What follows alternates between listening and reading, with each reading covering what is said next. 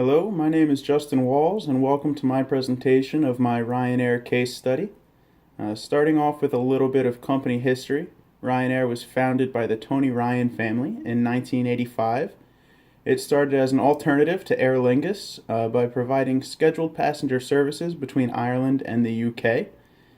In the earlier years of the company, they weren't doing very well and profits were low, and this is when Ryanair decided to change their business plan to a low-fare, no-frills budget model. They were the first airline to start using this model in Europe, and it was based off of Southwest's model, which was working so well for them in the US. This is when Ryanair's business really started to take off. Success was imminent with this new low-budget model, and in 2010, Ryanair became the world's 8th largest airline, as well as the world's largest international airline ranked by passenger numbers. As a budget airline, every penny counts, and Ryanair knew this, so they came up with revolutionary ideas such as charging for passengers to check in their luggage. At first, other companies thought they were crazy, but now most major airlines use this same strategy to increase profits. Ryanair also offered in-flight food, beverage, and merchandise sales, which accounted for more profit growth since these items generally didn't cost the airline but a fraction of what they sold them for. Ryanair also started using their website in a more advantageous way, adding car rentals, travel insurance, and other accommodation sales through the website, which allowed for further profit growth. Ryanair didn't always have it easy, though. They faced many problems along their path to success. Some of these included major airport issues, especially in Stansted and Dublin. Stansted was said to be constantly understaffed, leading to security risks, delayed flights, and cancellations, which overall kind of hurt Ryanair's profits as well as their reputation because the customers blamed it on Ryanair instead of the airport. Along with this, Ryanair faced problems like a new $10 tourist tax in Ireland, along with a 40% increase in cost to operate out of Dublin Airport. This is when Ryanair decided to cut capacity and shift their business towards other European countries, such as Spain. They offered less expensive airports and little to no passenger taxes. In order for Ryanair to remain profitable, they had to cut costs wherever possible, and this included cutting major costs such as advertising. In doing this, Ryanair faced a few advertising blunders that ended up costing them a good bit in fines. When Ryanair used unauthorized pictures of Spanish Queen Sofia, using their airline, as well as when French President Sarkozy announced his wedding plans.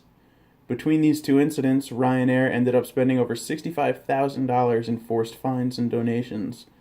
With that being said, though, all publicity is good publicity, and Ryanair definitely got people talking with these methods. So next we're going to talk a little bit about Porter's 5 forces model and how it affects Ryanair. The first of these forces is the threat of new entrants.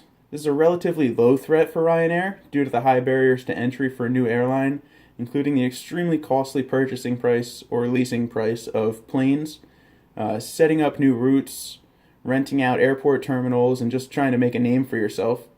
Along with this, the budget airline world depends largely on economies of scale to keep their prices low, and Ryan Airline being so large in Europe, it would take a long time for a new company to establish themselves enough to really take over that position from Ryanair. Next, we have the threat of substitutes. This would be considered a medium to low threat. There's many substitutes for transportation, especially in Europe, but they can't really compare to air travel over long distances. Some of these include trains, rental cars, sea travel, and buses. The main substitute would have to be train, but it's only slightly less costly than budget air travel, and if you're traveling over a long distance, it's far more time consuming.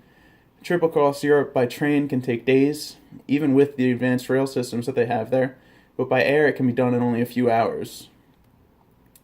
The third of Porter's 5 forces is the bargaining power of customers. This is a large threat for Ryanair because in the budget world, people are constantly looking for the best deals available and don't tend to have much brand loyalty. All that matters to them is who will get the job done the cheapest, and this allows potential customers to easily and quickly choose another airline if they find a better deal. And constantly maintaining the lowest prices available is definitely not an easy job for Ryanair.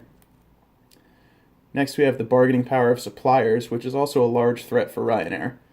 With only 2 main commercial airline producers in Europe, consisting of Boeing and Airbus, Ryanair doesn't have much say in who they buy from or what they can buy.